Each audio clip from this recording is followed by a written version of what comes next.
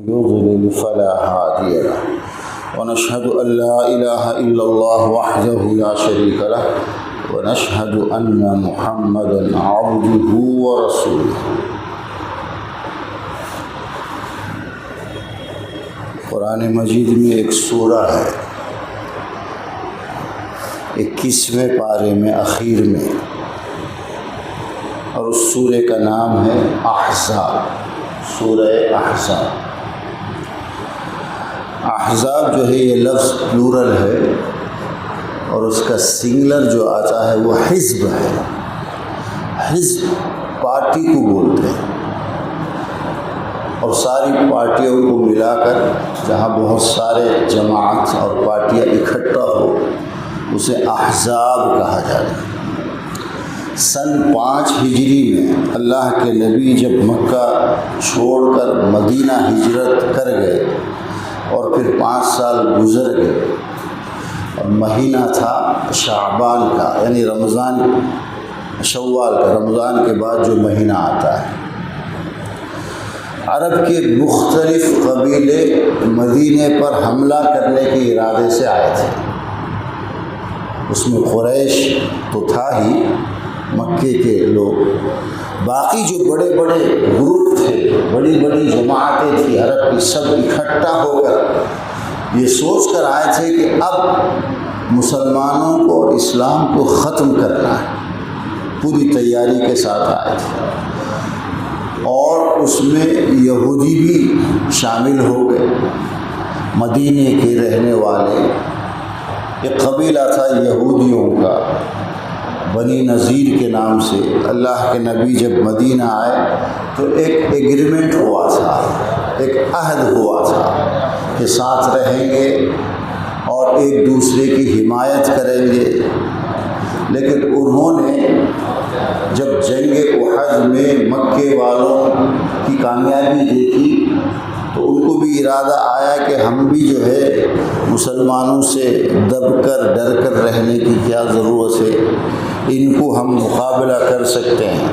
پھر انہوں نے اپنا جو ایگریمنٹ تھا اس کو توڑ دیا اور ایک پلاننگ کی، سازش کی ہمارے نبی کو مارنے کی صلی اللہ علیہ وسلم۔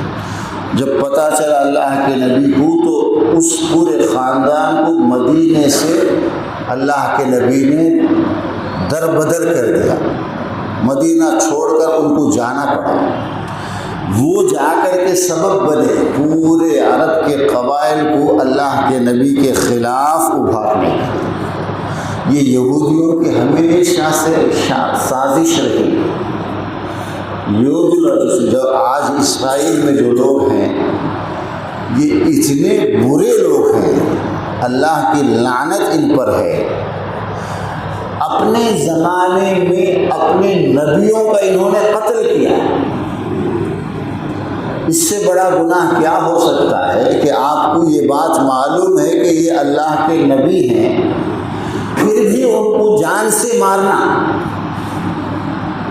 یہ کوئی اور قوم نہیں کر سکتی۔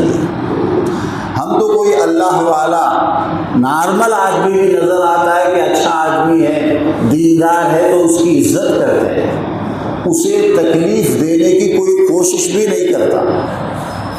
لیکن یہ یہودی ایسے ہیں جو جان بوجھ کر نبیوں کو مارتے تھے۔ زکریا علیہ السلام کو انہوں نے رمپھم جو ہوتا ہے اس سے ایسا چیرا کہ 2 ٹکڑے ہو گئے تھے۔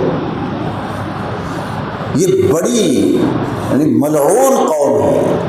یہ دوسروں کو ترقی میں دیکھ کر کبھی خوش نہیں رہ سکتے، دوسروں کو برباد کرنے کی پلاننگ ان کی ہمیشہ رہی ہے۔ مدینے میں اللہ کے نبی کے خلاف بہت سازش کی، اور جب یہ واقعہ پیش آیا غزوہ احزاب سن 5 ہجری میں، تو مدینے کے پاس کیا ایک بہت بڑا قبیلہ تھا بنو قریظہ، جن کا اوپنڈم تھا، وہ الائنس تھے اللہ کے نبی کے، لیکن مشرکین جب آئے تو توڑ دیا اور پھر ان کے ساتھ جا کر مل گئے۔ ایک ایسا امتحان تھا مسلمانوں کا کہ سارے مسلمان بڑے گھبرائے ہوئے تھے، हुनालिक बुतुलियल मुमिनून व ज़ुलज़िलू ज़िलज़ालन शदीदा। कुरान की आयत है। ऐसा सख्त इम्तिहान था कि मुसलमान उनके पैर उखड़ रहे थे। कुछ लोगों ने ये कहा कि जो मुनाफिक थे, सच्चे मुसलमान नहीं थे, अल्लाह का जो वादा है वो एक धोखे के सिवा कुछ नहीं है, अब अल्लाह की मदद नहीं आएगी। ये मदीना आए थे, लेकिन अल्लाह के नबी को जब पता चला कि अरब वाले आने वाले हैं, तो मदीने के शुमाल में जो एक तन्हा रास्ता था मदीने के अंदर आने का, उसमें बड़ा खंदक खुलवाया गया था, चौड़ा और डोगा गड़ा कि आदमी उधर से आ ना पाए। बड़ा वो तारीख़ी है, आज भी आप मदीने में जाएंगे वो एरिया मौजूद है जहाँ वो गड़ा खोदा गया था। और इस तरफ तीर अंदाजों को बिठाया कि कोई उस गड़े को पार करना चाहे तो उसे मार दो। जब वो आए, देखा गड़ा है, तो वो उधर ही रुक गए, सब कुछ बंद कर दिया, मदीने में आना जाना बंद। और पूरे 3 हफ्ते तक वो रुके रहे।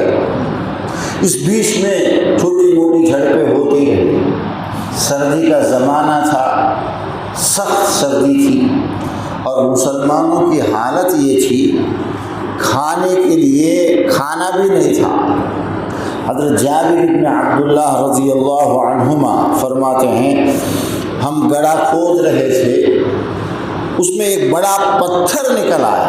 लोगों ने बड़ी कोशिश की उसे तोड़ने की, किसी से वो टूटा नहीं पत्थर। फिर हम लोगों ने अल्लाह के नबी को जाकर बताया कि ऐसा पत्थर है जो वो टूट ही नहीं रहा है, कोई सब्बल, कोई कुछ भी काम नहीं कर रहा है उस पर। तो अल्लाह के नबी वहाँ तशरीफ़ लाए और अपने हाथ में वो औजार लेकर उस पत्थर पर मारा, तो वो एकदम बालू की तरह से बिखर गया, टूट गया। ये मुआजिज़ा। उस वक्त हज़रत जाबिर ये फरमाते हैं, मैंने देखा कि अल्लाह के नबी के पेट पर पत्थर बंधे हुए हैं भूख की वजह से। अरबों का एक मिजाज था कि अगर भूख लगी है ज़ोर से और खाने के लिए कुछ नहीं है, तो एक पत्थर वो पेट पर बांध लेते थे, उसकी वजह से भूख का एहसास कम हो जाता था। हज़रत जाबिर ने कहा, अल्लाह के नबी, मैं थोड़ा घर तक जाकर आता हूँ। काम कर रहे थे, परमिशन लिए घर गए और अपनी बीवी से ये कहा कि मैंने अल्लाह के नबी को बड़े भूख की हालत में देखा है, मैं बर्दाश्त नहीं कर सकता, अगर कुछ हो खाने के लिए तो बताओ, मैं उनको लाऊंगा, खिलाएंगे।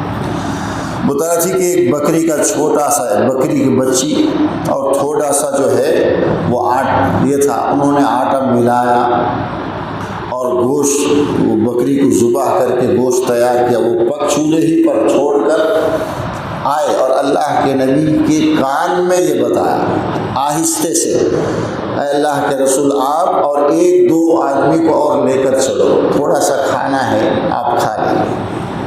अल्लाह के नबी ने पूछा, क्या क्या बनाया है? कहा एक छोटा सा बकरी का बच्चा है और फिर थोड़ा सा आटा है। अल्लाह के नबी ने पूरे लोगों में ऐलान कर दिया। उस वक्त तकरीबन 3000 लोग काम पर थे। उस जंग में मुसलमानों की क़ुव्वत 3000 की थी और मुकाबले में जो लोग आए थे वो 10,000 से ज़्यादा थे। सब में अल्लाह के नबी ने ऐलान किया कि जाबिर के घर में दावत है, सब चलो। सारे लोग उनके घर पहुँचे। ये अंदर जाकर जब उनकी बीवी से कहा कि मैंने तो आहिस्ते से कहा था कि 2-3 आदमी का खाना है, आप किसी को साथ में लेकर आए, लेकिन अल्लाह के नबी ने ऐलान करके, उन्होंने पूछा, उनकी बीवी ने घर की हालत तो बताया ना, कितना खाना पक रहा है, क्या ये बताए ना? कहा कि बताया तो हूँ, लेकिन अल्लाह के नबी ने खुद ही ऐलान करके सबको साथ में लेकर आए। अब वो बीवी भी ईमान वाली थी, उसने कहा कि जब अल्लाह के नबी को मालूम है कि कितना खाना है, फिर वो साथ में लेकर आए हैं, तो अल्लाह खाने में बरकत देगा, डरने की ज़रूरत नहीं है। اللہ کے نبی نے کہا کہ چولہے پر سے کچھ مت اتارو، روٹیاں پکاتے رہے، کھانے پہ ڈال کر دیتے رہے۔ بتایا جاتا ہے کہ جتنے لوگ تھے سب نے پیٹ بھر کر کھایا اور وہ اسی طرح رہا۔ پھر اللہ کے نبی نے جاتے ہوئے یہ فرمایا گھر میں کہ تم خود بھی کھاؤ اور جتنے اڑوس پڑوس کے لوگ ہیں سب کو کھلاؤ۔ یہ اللہ کی قدرت ہے۔ کوئی بھی ایمان والا کامیاب اور جنگ جیت سکتا ہے صرف اللہ کے بھروسے پر۔ جتنا وہ کر سکتا ہے کام کرے، پھر باقی اللہ کے حال پر چھوڑ دے۔ اللہ کی مدد سے ہی کوئی جیت پائے۔ جب مشرکین مکے سے نکلے تو اللہ کے نبی کو پتہ چلا تو خاموش نہیں رہے، جتنا وہ کر سکتے تھے ان کے راستہ روکنے کے لیے کوشش کی۔ خندق کھدوایا، کئی کلومیٹر گڈھا کا بڑا گڈھا ہے وہ۔ آج کے اس ڈیولپ زمانے میں بھی اتنے کم ٹائم میں بڑے بڑے مشینوں کے ساتھ نہیں کھودا جا سکتا ہے۔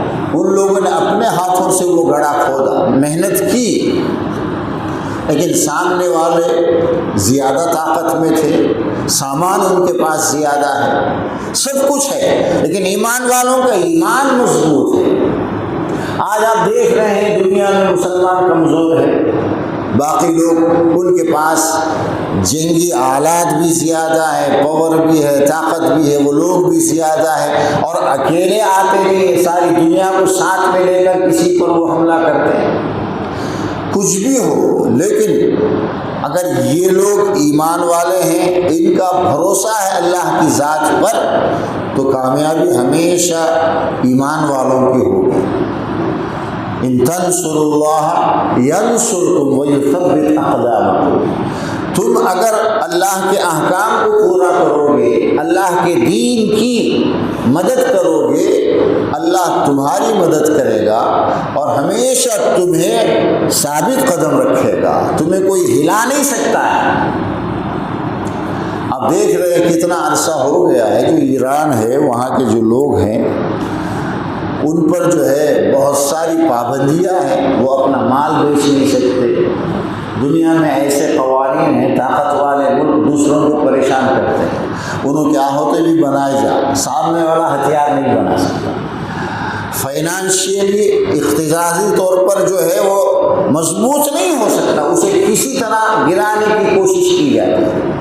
لیکن اتنے سالوں میں کیا کر لیا لوگوں نے، وہ اپنی جگہ کھڑے ہیں مضبوطی کے ساتھ۔ تو اس جنگ کے اندر 3 ہفتے 20-22 دن پریشان ہونے کے بعد اللہ نے، سردی کا زمانہ تھا، ایک زوردار ایسی ہوا چلائی، سخت ہوا، بارہ بہت تیز، جس میں ان کے سامنا، ان کے ہنڈیا سب بھی ادھر ادھر ہونے لگے، اور جو ٹینٹ وغیرہ ڈالے ہوئے تھے وہ بھی ادھر ادھر ہونے لگے۔ گھبرا کر سب پیچھے ہٹ کے چلے گئے واپس۔ اس وقت اللہ کے نبی نے یہ فرمایا تھا کہ یہ آخری، اب یہ لوگ تم پر حملہ نہیں کر سکتے، اب ہم اٹیک کریں گے، ان کا ٹائم اب ختم ہو گیا۔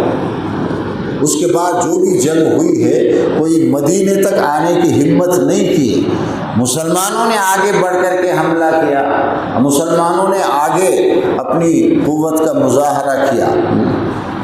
طاقت اللہ کی ہے، اللہ ایک ہوا سے آپ کو فتح دے سکتا ہے۔ بڑے بڑے سارے جو سائنس ہے، ٹیکنالوجی، وہ سب فیل ہو جائے، سب تو اللہ کے ہاتھ میں ہے، وہ جو چاہے، جیسے چاہے، جس سے چاہے فتح دے۔ لیکن ایمان والے کا کام یہ ہے کہ وہ اپنی ذمہ داری پوری کرے، محنت کرے اور اللہ پر پورا یقین رکھے۔ اللہ تبارک و تعالیٰ اسے ہر حال میں کامیاب کرے گا۔ ظاہری حالات کو دیکھ کر کے ہم اکیلے ہیں، ہمارے ساتھ کوئی نہیں ہے، ذرا کمپرومائز کر لیں گے، سیدھا راستہ چھوڑ کر غلط ان لوگوں کا ساتھ نہیں، اکیلے ہو پھر بھی سیدھے راستے پر قائم رہنا ہے، یہی اللہ کے نبی نے ہمیں سکھایا ہے۔ اور آج تک ہماری تاریخ، ہسٹری پورا اسی بات کی گواہی ہے کہ تمہارے دلوں میں اللہ پر یقین پورا ہو اور اللہ کے حکموں کو اگر تم پورا کرتے ہو۔ اسی لیے قرآن میں یہ فرمایا ہے الذین ان مکناہم فی الارض، ایمان والے وہ ہوتے ہیں جب اللہ ان کو پاور دیتا ہے، طاقت دیتا ہے، وہ کہیں کے مالک بن جاتے ہیں۔ کوئی وزیر بن گیا، کوئی کسی عہدے پر پہنچ گیا، کسی کو اچھی پوزیشن حاصل ہو گئی، کوئی بادشاہ بن گیا، تو وہ کیا کرے گا؟ اقام الصلاۃ، وہ کوشش کریں گے کہ نماز قائم کرے۔ اگر کسی کو پاور ملا ہے، پوزیشن ملی ہے، اور اس کے نیکسٹ وہ نماز خود پڑھنے اور نماز کو قائم کرنے، لوگوں میں نماز کو ترویج کرنے کی کوشش نہیں کرے گا، اس کا مطلب یہ ہے کہ وہ اپنے ایمان میں کمزور ہے۔ مسلمانوں کو طاقت اور پاور اسی لیے ملتا ہے کہ وہ اللہ کے حکموں پر عمل خود کرے اور دوسروں سے کروائے۔ اللہ کے نبی کو جیسے ہی قوت حاصل، مکے میں تو کوئی طاقت نہیں تھی، خود بھی نماز چھپ کر پڑھنا پڑتا تھا، کوئی مسجد نہیں تھی، لیکن مدینہ جب تشریف لائے اور پہلی بار جب ان کے ساتھ کچھ لوگ ہیں ان کو طاقت ملی، تو مدینے میں آنے کے بعد سب سے پہلا کیا کام کیا؟ سب سے پہلا اپنے گھر نہیں بنائے، وہ تو ابو ایوب انصاری رضی اللہ عنہ کے گھر میں رہے کچھ دنوں تک، وہ مہمان بن کر۔ سب سے پہلا کام مسجد بنوائی اللہ کے نبی، مسجد نبوی کے نام سے، اور پھر اس میں جماعت قائم کی، اور پھر دھیرے دھیرے نماز کی پابندی۔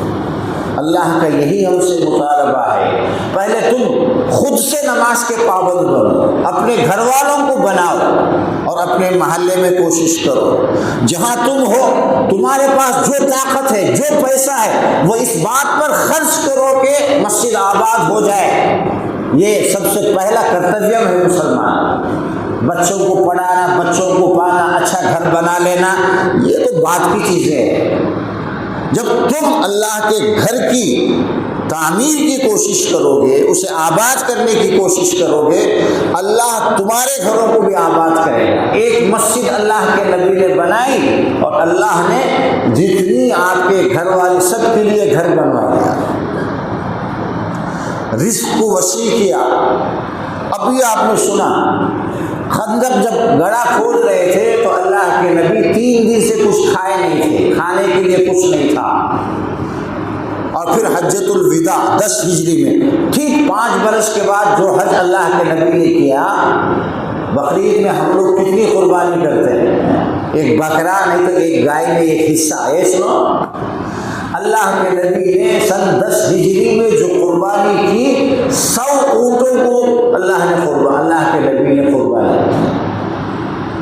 آخری جو حج آپ نے کیا اس میں جو قربانی کی بقرعید کے دن کہتے 100 اونٹا۔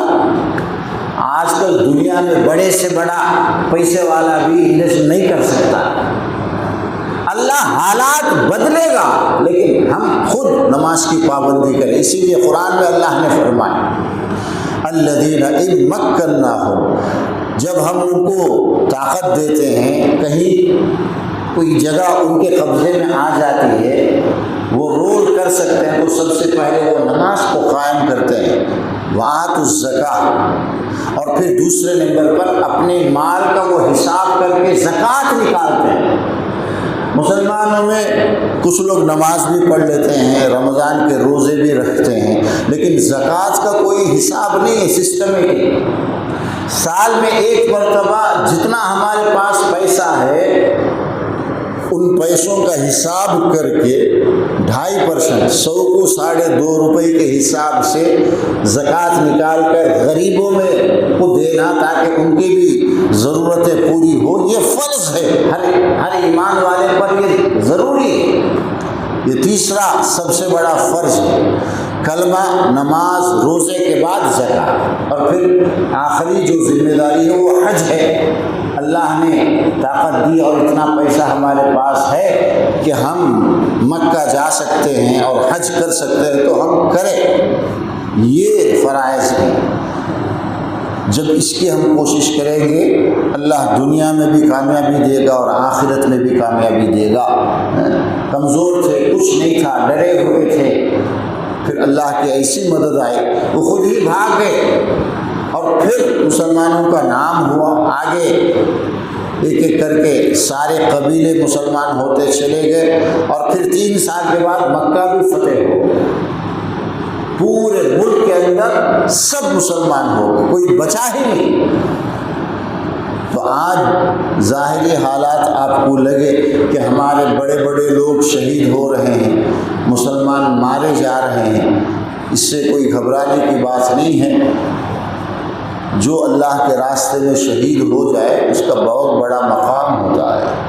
ہمارے نبی نے بھی یہ خواہش ظاہر کی، ودیت، کہ میری یہ خواہش ہے کہ اللہ مجھے میدان جنگ میں موت دے، میں شہید ہو جاؤں، لوگ مجھے مارے، پھر اللہ دوبارہ زندگی دے، پھر میں شہید ہوتا رہا۔ یعنی بار بار اللہ کے راستے میں جہاد میں جانا، شریک ہونا، لڑنا اور مقتول یعنی قتل ہو جانا، شہید ہو جانا، یہ بہت اعزاز کی بات ہے۔